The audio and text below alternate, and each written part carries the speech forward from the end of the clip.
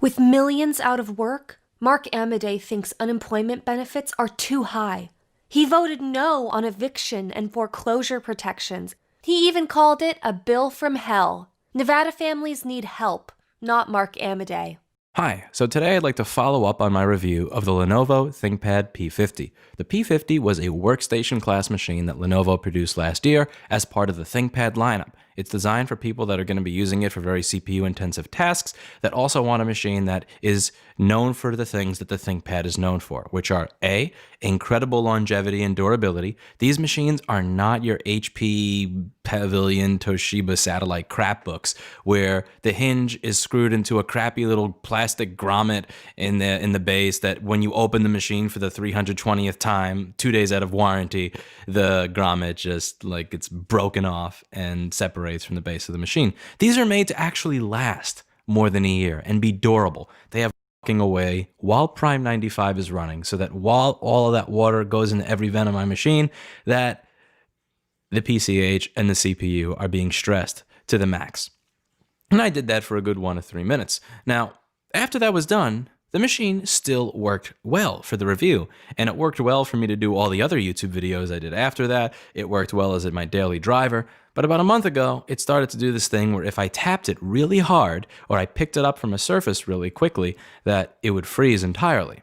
Now, this may be related to something else, like a crack in the motherboard, or it could be a cracked solder ball somewhere, or it could be related to the liquid. In my experience as a laptop repair person, I've never had a liquid damaged machine that had an issue like that. That's typically more kind of crack in the motherboard kind of thing. You never know. I would tend to lean towards maybe it had something to do with me pouring a quart of water into the laptop because it never did that before I poured a quart of water into the laptop. But anyway, so I was having that issue with it, and I was feeling kind of stupid because, you know, I made something like maybe $40 to $80 monetized off of this review video. I already spent something like $30 to replace the speaker, which I destroyed, and now I'm probably going to have to spend $1,200 to $1,400 to replace this laptop. Good job, moron. So I open a ticket with Lenovo, and I say, this is what the thing's doing. Can you give me an estimate on what it would cost to fix? And they said, sure. Now, one of the criticisms that I've gotten is that you complain about Apple's service, but they have a store. Where's the Acer store, man? Where's the Lenovo store, man? Where's the Toshiba store, man? Because, there is no Lenovo store, man. And you're right. There is no Lenovo store, man, as I see in my YouTube comments all the time. But here's the thing. What do you care about when it comes to service? Do you want to go to a nice shiny store where you get told by a nice shiny hipster dude in a blue happy genius shirt that you should fuck off and buy a new one? Or do you want to deal with a company via the mail that says, here, we'll fix it for you? So let me tell you what Lenovo did. I was expecting to be told, ship it to us. We will charge you somewhere between $700 to $1,250 to fix it, because that's what Apple usually says with Liquid, and then they would send it back. Here's what they actually did. They FedEx overnighted me a box. That box had a label inside of it that arrived on Friday. I then shipped the machine out on Monday. On Tuesday, they receive it, and they don't contact me. So I'm thinking, what the hell? Why don't they contact me? They got the machine. They didn't even email me a ticket update. Even we email customers to say that we got the machine when we got the machine. They didn't do any of that. So I'm about to get I'm about to be a customer on them until Wednesday, I get the machine back. Wednesday, I get the machine back. I shipped it to them on Monday. Wednesday, I get the thing back. They replaced the motherboard. They replaced the CPU.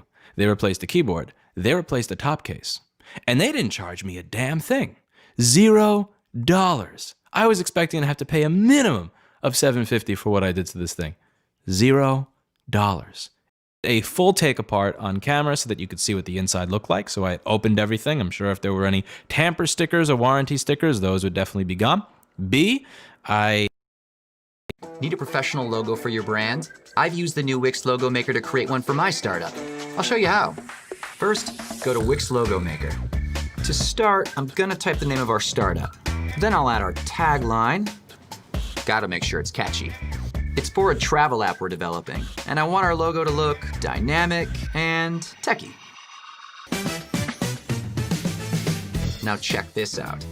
I can tell Wix Logo Maker exactly what I like, so it understands our style even better. We're going to use our logo on our website, social media, and of course, our app. Drum roll, please. Wow, so many options. That's the one.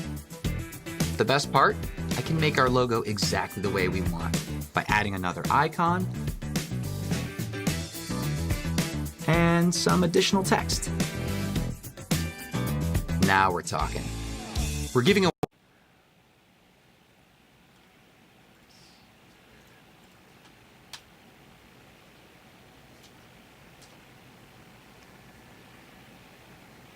See if we're live.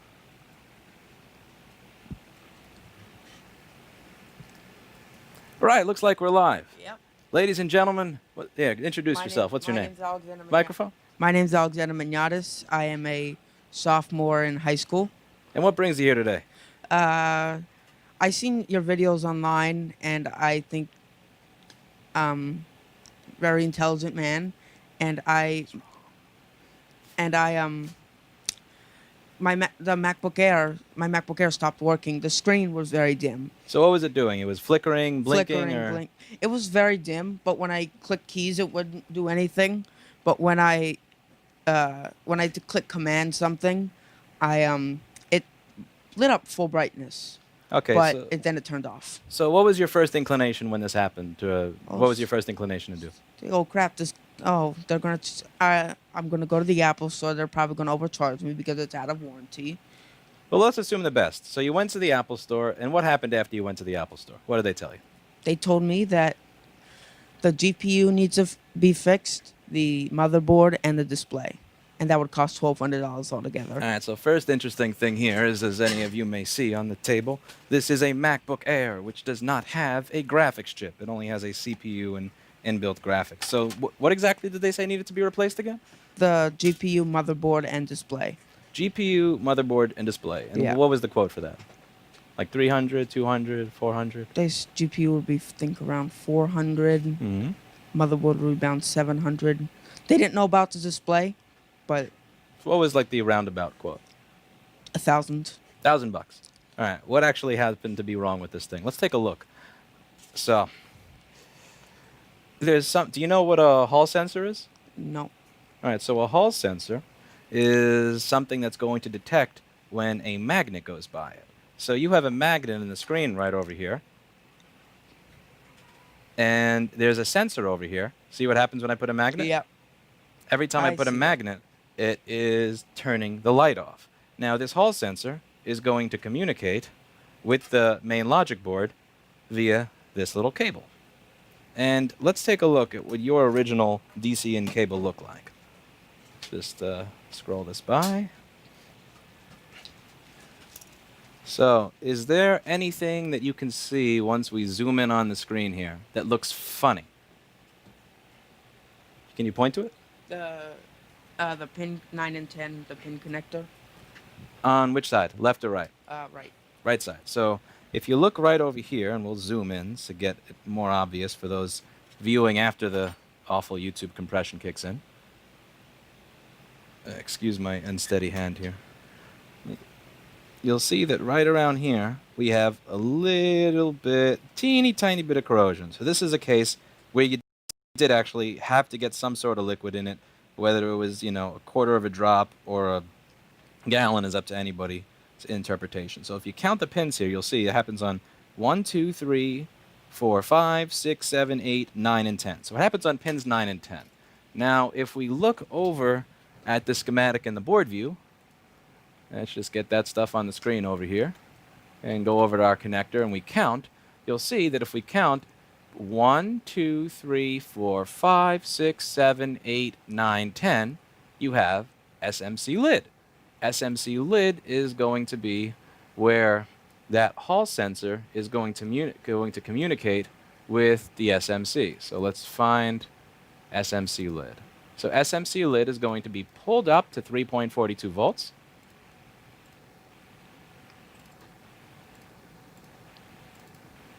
And then that's going to communicate with the SMC, which I keep passing because of Paul Daniels' software. Paul Daniels, if you're watching, I'm going to get you someday. So as you can see here, That goes into the SMC chip. And if there's any corrosion on there, you're going to get the 3.42 volts, which tells the system's open, to go down to 0 volts and Because tell I it that think it's it's closed. closed, Yeah, it's yeah. going to think it's closed. And when it thinks it's closed, it's going to turn your light off, because the first thing that happens when you close the computer is your light is off. Like on the iPad covers that turn it off automatically. Yeah, so do you Yeah. understand now why it is that this was not working? Yep. Well, you now understand more than a genius, because if they replaced your logic board and your screen, they would have actually never replaced this The cable that problem. communicates with the hall Yeah. sensor, and it still would not have worked after you paid $1,000. And they said just buy a new computer. So you now know more than a genius. Thank you. Good stuff, kid. Appreciate- Scope for 10 minutes, which they did not include in the CBC piece.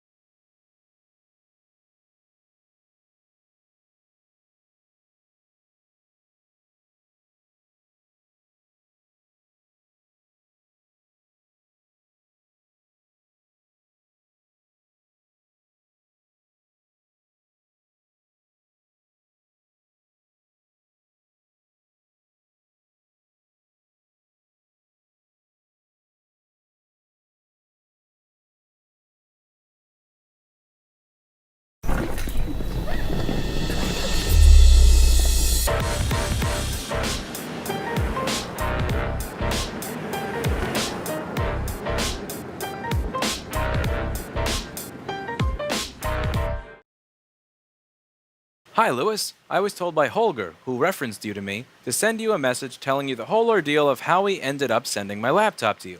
Basically, I was just using it one day, it turned off and wouldn't turn back on. I went to the Apple Store by Michigan State University, because that's what a stressed college student's first instinct is. They then told me my SMC was broken. It would cost $100 for the part and $400 for labor. And if they did that, it would wipe the memory off of my laptop, even though my laptop was purchased in January 2017. So after that, I went to the Best Buy out here and was told that there was nothing they can do, because my insurance in the laptop expired on January 23rd, 2017, when I actually purchased it on January 28th, 2017. I then called my mom, since she was still in our hometown, where we purchased the laptop. She went to the Best Buy out here and was told there was...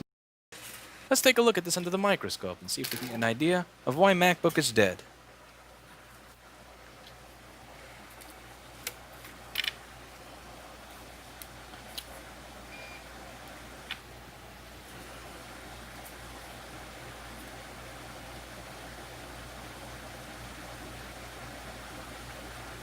Under the microscope, there's no clue. It seems to be...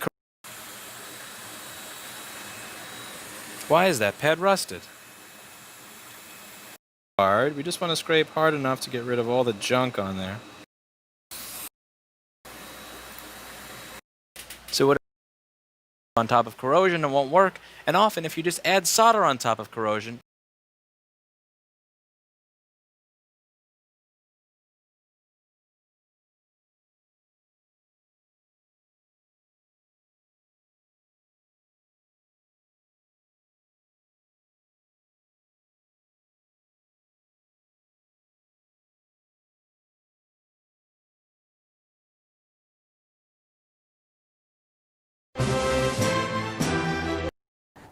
Some real secure facilities may go back years. The great tactical pants and his hat's down. I think they found out later he had an airsoft pistol. And he took $75,000. I'm here from Loomis. No, he got in a Chevy Lumina and drove away. This dude, another guy, keep your hat down and don't bother anybody. Like, I'm just here from, your beverage services. I'm stocking your shelves. No, you're not. This guy hit 7 stores in one weekend in Alabama. He's just stealing beer. He just went in with a cart, loaded the thing up, and just freaking left. Look like you know what you're doing, and people will tend to believe that shit. So, the elevator repair story, all right? We got into a building. It was an interconnect. We gassed off, a rec sensor, because again, you could see it on the ceiling. Honeywell PIR, boom. Gas the rec sensor, get through. Okay, we're in the building. Now, we've got to go. We're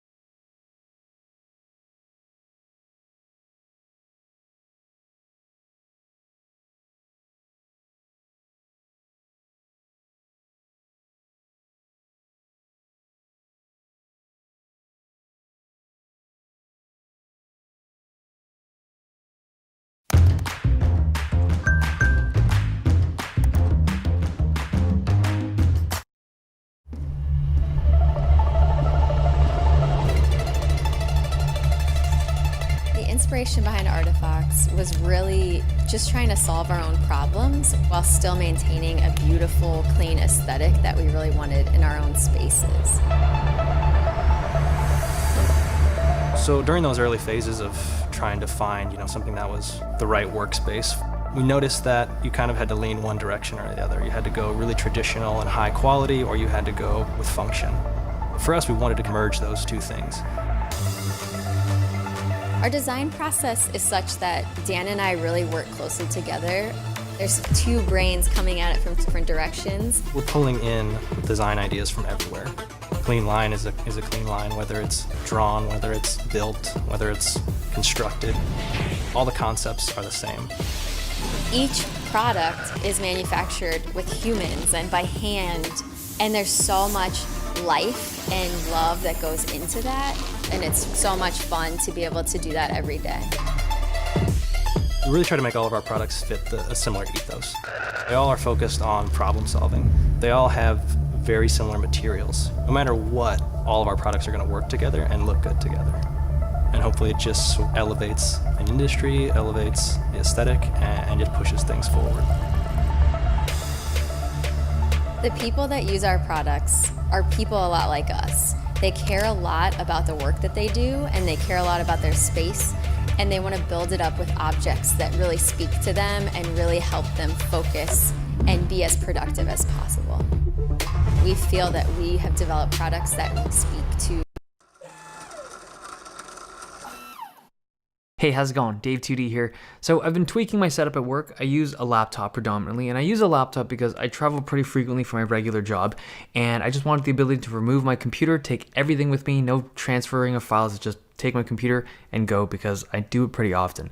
Now, the setup that I've been using most recently in my office is this. It was meant for work, but a lot of the components in here are built for gaming. And I try not to game very much when I'm at work. I mean, it's difficult not to because I have access to a lot of good hardware, but I just found the setup to be a little bit messier than it needs to be. There's a lot of wires, a lot of extra stuff that I wasn't using very often, so I thought I would try to do something to clean it up a bit.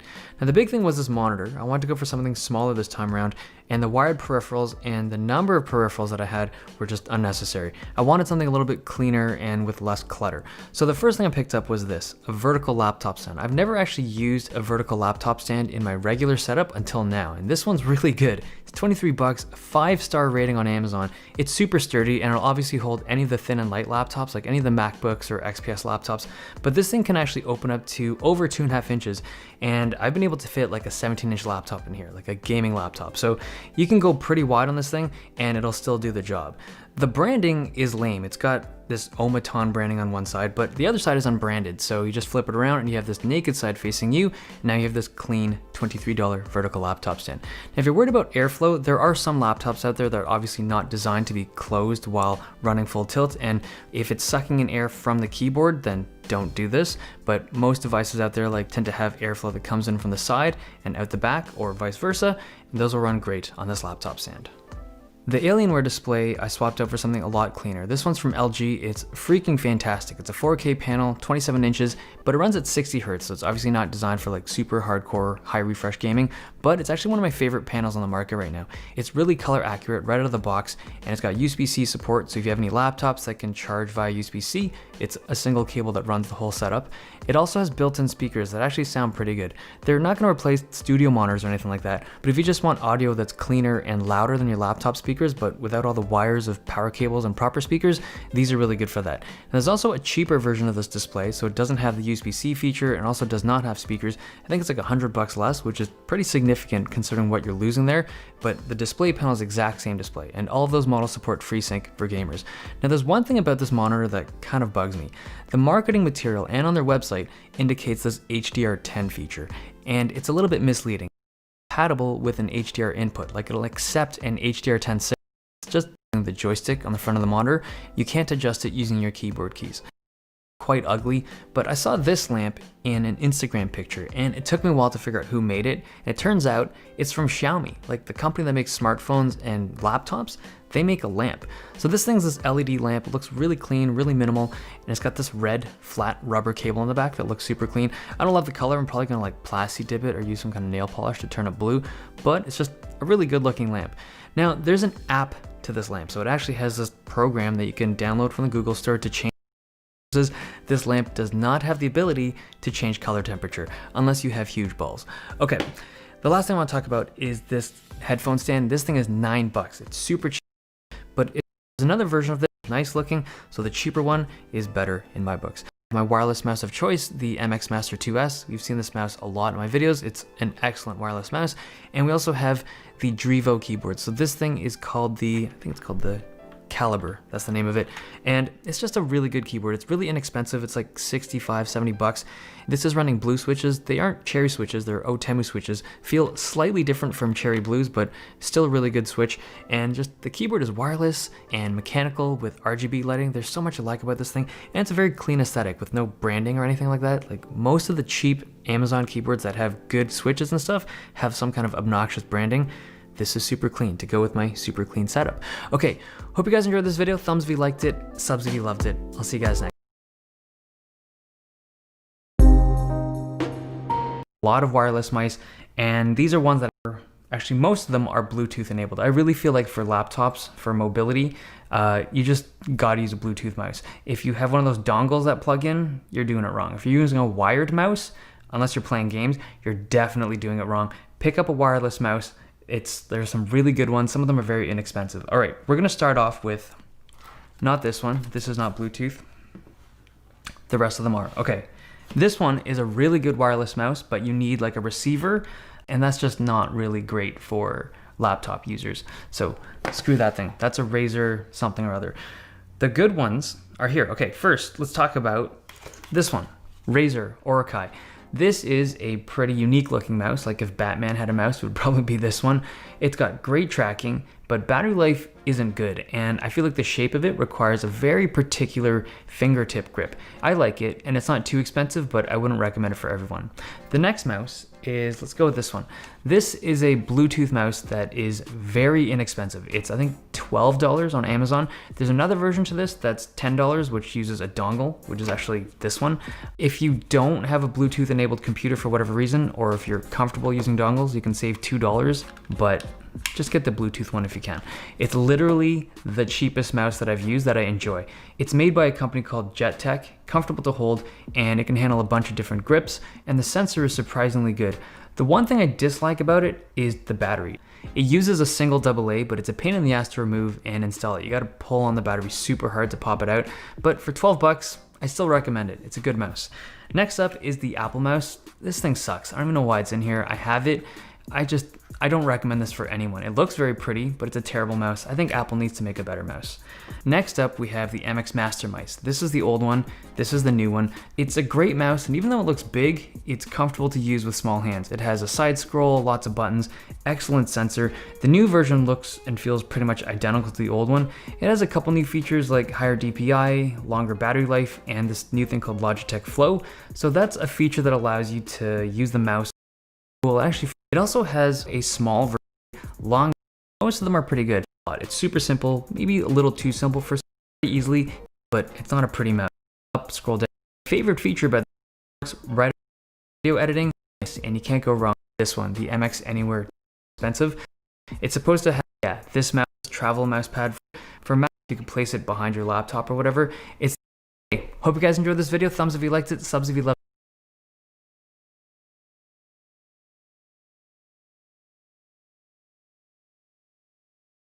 He was a scary guy, trust me.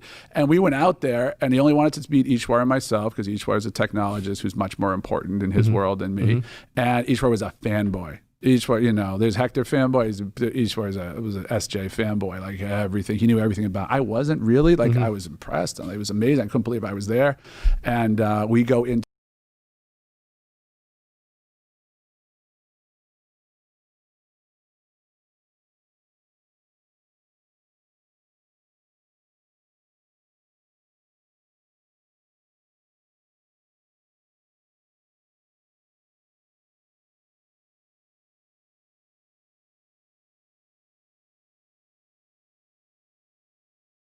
This is going to be about why I specifically don't use Apple products. And I've known why for a long time, but it wasn't until it was so succinctly put into words by my friend Jake on Facebook that I really thought it was worth making a video on. So he recently switched from an S3 to an iPhone 5 because his S3 just got beat beyond any type of repair.